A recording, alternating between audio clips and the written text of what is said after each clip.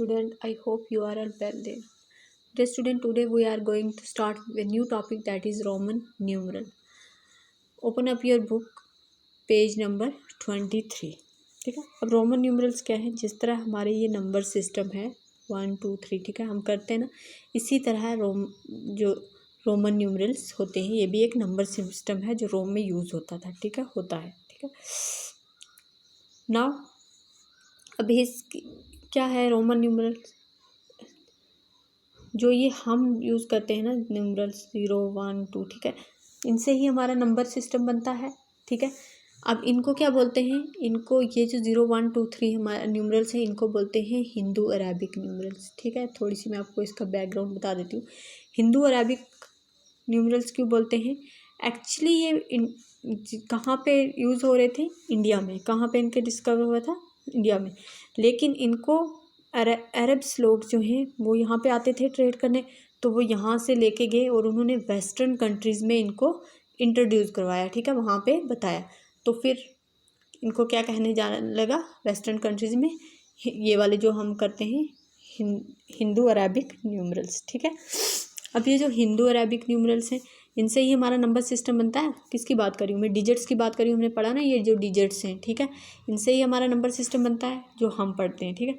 अब जो Roman numerals हैं, जो रोमन एम्पायर थी वो भी कुछ नंबर्स यूज़ करते थे. ठीक है. नंबर्स के तो बहुत इस्तेमाल होता है. ठीक है. तो नंबर का यूज़ करने के लिए उन्होंने क्या किया था, अपने कुछ साइन रखे थे. उन साइन को क्या कहा जाता है, तभी उन्होंने डिस्कवर किए थे, इन्वेंट किए थे, तो ये उनके न्यूमरल्स हो गए. ठीक है. अब यहाँ पे रोमन न्यूमरल्स के लिए क्या है इम्पॉर्टेंट बात, ये होते हैं 7 लेटर्स. ठीक है. ये पैराग्राफ आप खुद पढ़ लेंगे, इसमें वैसा कुछ डिटेल इतनी है नहीं. ठीक है. इसमें क्या यूज़ होते हैं 7 लेटर्स एज अ न्यूमरल. कौन से, जो अल्फ़ाबेट आप करते हैं ना इंग्लिश में लेटर्स, वो 7 यूज़ होते हैं एज अ न्यूमरल्स, और उनसे ही बनते हैं पूरे, मतलब नंबर सिस्टम जो है इनका वो उनसे ही, न्यूमरल से ही बनता है. ठीक है. अब ये देखो यहाँ पे एक एग्जांपल दी हुई है, इस क्लास के ऊपर ये लिखा हुआ है ना, आई आई आई 3 बार लिखा हुआ है, ये क्या है, 3rd क्लास. इसी तरह ये क्लॉक में देखो क्या यूज़ हुआ है, Roman numeral to show the time. ठीक है. नाउ अब क्या है हमारे पास, ये एक चार्ट दिया हुआ है, इसमें ये 7 लेटर और उनकी वैल्यू दी हुई है जो रोमन्स लोग यूज़ करते थे. ठीक है. अब क्या है, आई, ये रोमन न्यूमरल्स में एक बार पढ़ देती हूँ, IVXLCDM. ठीक है. ये 7 लेटर्स जो हैं उनको रोमन्स जो है यूज़ करते हैं एज अ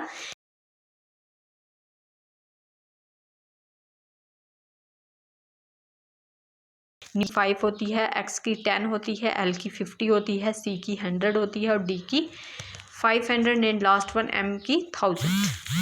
अब आपको क्वेश्चन आया माइंड में, मैम क्या इतना ही नंबर सिस्टम था इनका? नहीं बच्चे, ये इनकी मेन है. ठीक है. इस 7 लेटर को यूज़ करके ना ये पूरा नंबर सिस्टम अपना बनाते हैं. ठीक है.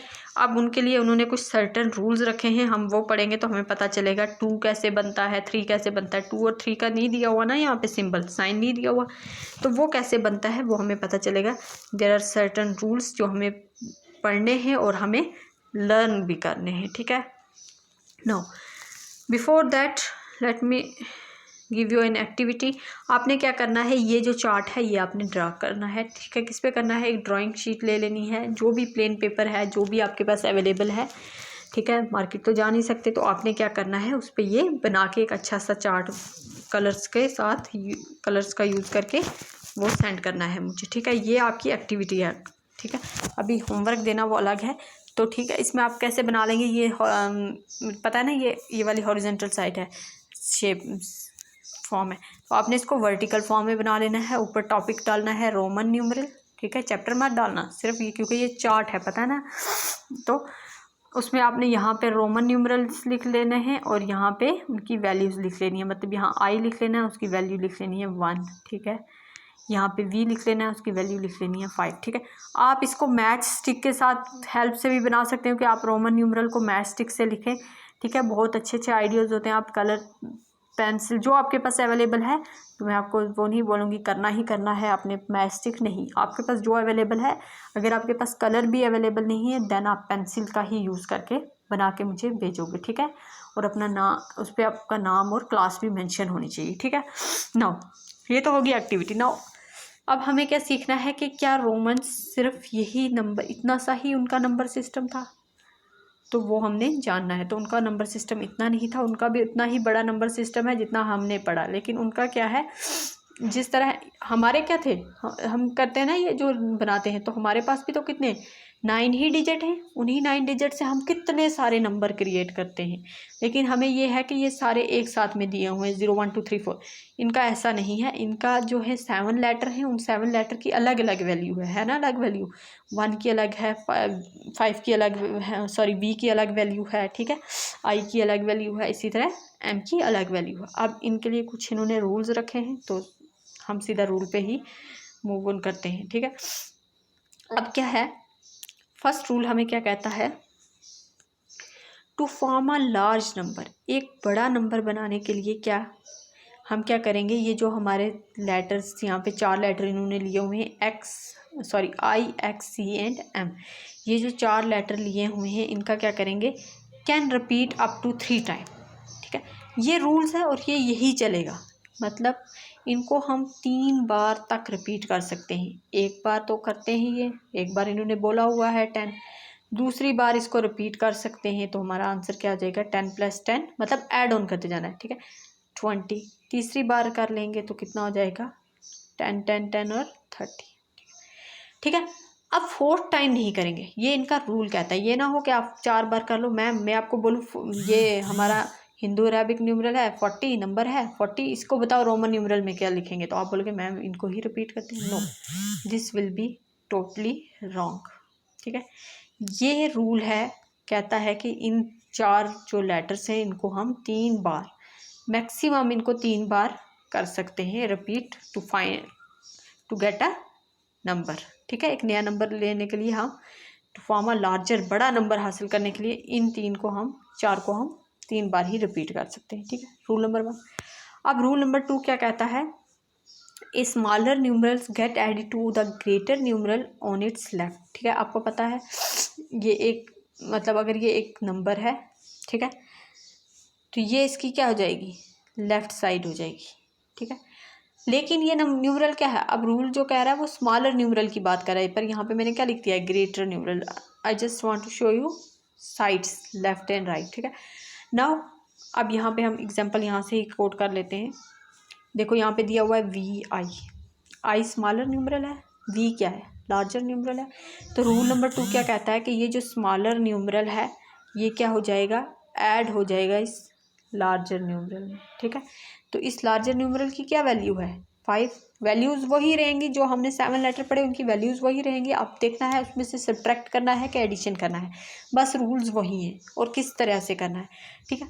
अब जो इसके किसकी बात कर रहा है, लेफ़्ट साइड के न्यूमरल की बात कर रहा है, ठीक है, उसको ऐड कर लेंगे, ठीक है। तो ये क्या हो जाएगा, 5 प्लस ये 1 है, तो 5 + 1 कितना हो जाएगा, 6 हो गया ना, 6, ठीक है। वी + आई कितना हो गया, 6, ठीक है। तो हमें क्या मिल गया, वी आई मतलब कितना होता है, 6 होता है। ये हमें एक नया न्यूमरल मिल गया, ये न्यूमरल इस चार्ट में नहीं दिया हुआ था, ये हमने फाइंड आउट कर लिया। किससे फाइंड आउट किया, रूल की हेल्प से, ठीक है। इसी तरह नेक्स्ट रूल है रूल नंबर 3, वो भी हम देख लेते हैं क्या है।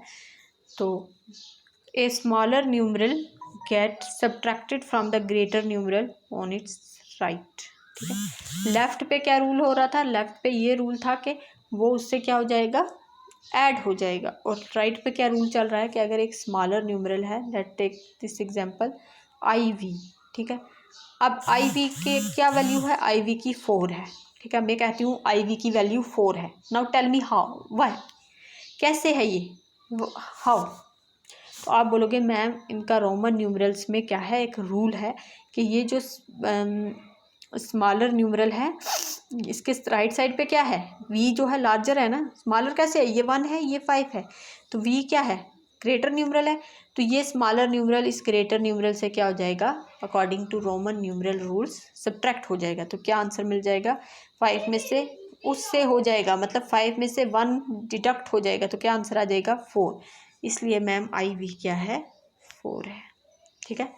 मैं आपको बोल सकती हूँ ना IV क्या है होना चाहिए, IV 6 होना चाहिए। आप बोलोगे नहीं मैम 4 है, मैं आपको बोलूँगी कैसे, तो आपने फिर मुझे बताना है मैम उनका रोमन न्यूमरल्स का रूल है कि ये जो है इसमें से अगर इसके राइट साइड पे स्मॉलर न्यूमरल के राइट साइड पे कोई ग्रेटर न्यूमरल होगा तो उसको हम सब्ट्रैक्ट कर देते हैं। पता चला ना, सिर्फ रट्टा नहीं मारना है, आपको पता भी होना चाहिए कि वो ऐसा क्यों है। ठीक है, अगर वो VI का 6 बन रहा है तो क्यों बन रहा है, IV का 4 बन रहा है तो क्यों बन रहा है, उसके लिए सर्टन रूल्स हैं, तो उनके अकॉर्डिंग ही ये चीज़ बन रही है। ठीक है, fourth is smaller numeral between two greater numerals get subtracted from the numeral on its right. अब अगर दो न्यूमरल्स दिए हैं, ठीक है, आप बोलते हो मैम ये कितना है, 19 है।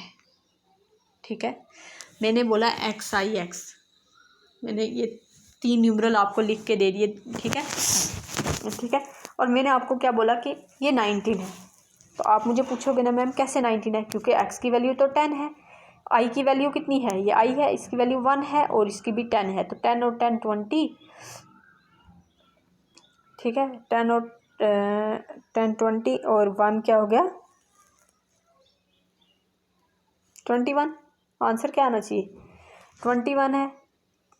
लेकिन मैं आपको क्या कह रही हूँ कि इसका आंसर क्या है 19 है। तो आप बोलोगे कैसे, तो इसका क्या कह रहा है कि ये जो स्मॉलर न्यूमरल है ना, ये अपने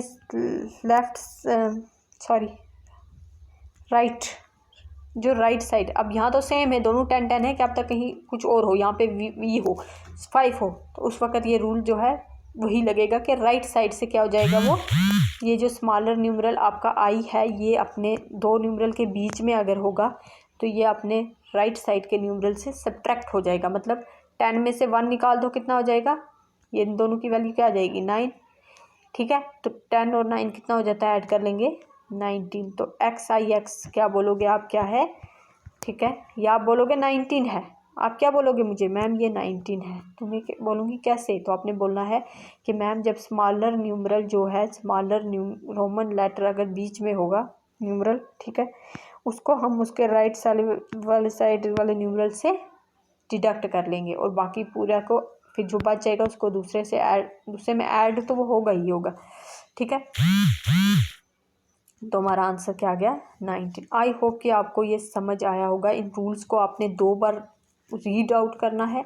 ठीक है, ठीक है, रीड करने से आपको पता चलेगा कि ये, फिर आपने रीड करने के बाद ये जो है ये आपने पढ़ने। अब आपने चार्ट तो आपने कल संडे को बनाना है। ठीक है, चार्ट वाली एक्टिविटी जो मैंने आपको बोली वो आपने कल संडे को करनी है। तो होमवर्क आज क्या करना है, जो आपने मुझे आज सेंड करना है, वो आपने क्या करना है, यही रूल्स। ठीक है, पहले नोटबुक पे भी आपने ये रोमन न्यूमरल टॉपिक लिख लेना है, उसमें इसी तरह ये चार्ट बना लेना है। ठीक है, और ये रूल्स लिखने हैं। ठीक है, उसके बाद आपने ये काउंटिंग जो है ये आपने लर्न करनी है। ठीक है, लर्न क्या करनी है, आपको अब आ ही जाएगा, एक बार आपने इसको पढ़ लेना है ताकि जब हम एक्सरसाइज करें तो हमें डिफ़िकल्टी ना हो एक्सरसाइज की। ठीक है, वो इन रूल्स की हेल्प से और इस काउंटिंग ने आपने एक बार की होगी तो उसकी हेल्प से बहुत इजी से हो जाएगा। ठीक है, मैं ट्राई करूँगी कि नेक्स्ट वीक में आपको 2 ना उससे ज़्यादा लेक्चर दे सकूँ, क्योंकि हमारा एग्ज़ाम भी आने वाला है, तो फिर हम सिलेबस को जल्दी से वाइंड अप कर लेंगे। ठीक है, लेकिन सिलेबस वाइंड अप करने से इम्पॉर्टेंट जो मुझे लगता है वो है आपकी कंसेप्ट की क्लियरेंस। ठीक है, जो इतना आपने पढ़ा है उस पर आपकी कमांड होना बहुत ज़रूरी है। ठीक है, तो उसको आप जितना ज़्यादा हो सके प्रैक्टिस करें, रिवाइज़ करें टॉपिक को। ठीक है, तो दैट इज़ मोर बेनिफिशियल कि आप पूरा सिलेबस कर लें और आपको सिर्फ एडिशन भी ना आता हो, तो उसका कोई मतलब ही नहीं है। उससे अच्छा है कि अगर 4 चैप्टर हैं, हमने 3 ही किए हैं, वो 3 चैप्टर पे आपको कमांड होनी चाहिए। ठीक है, तो I will try my best to complete the syllabus. तो आई होप कि ये टॉपिक आपको समझ आया होगा। ये टॉपिक ही समझना इंपॉर्टेंट है, बाकी इसकी जो एक्सरसाइज होगी वो बहुत इजी होगी, वो आप आसानी से कर लेंगे जब आपको ये वाला जो पेज है ये समझ आ जाएगा। ठीक है, इसीलिए मैंने आपको एक्सरसाइज पे डायरेक्टली जंप ना करते हुए ये वाला करवा दिया, और ये आपने अपनी नोटबुक पे भी करना है। ठीक है, अब आपको कोई भी अगर still you have any query आप मुझे पूछ सकते हैं, तो आप ये काम करके भेजेंगे। और अच्छे से घर पे रहिए, पेरेंट्स को परेशान मत कीजिएगा। थैंक यू, अल्लाह हाफ़िज़।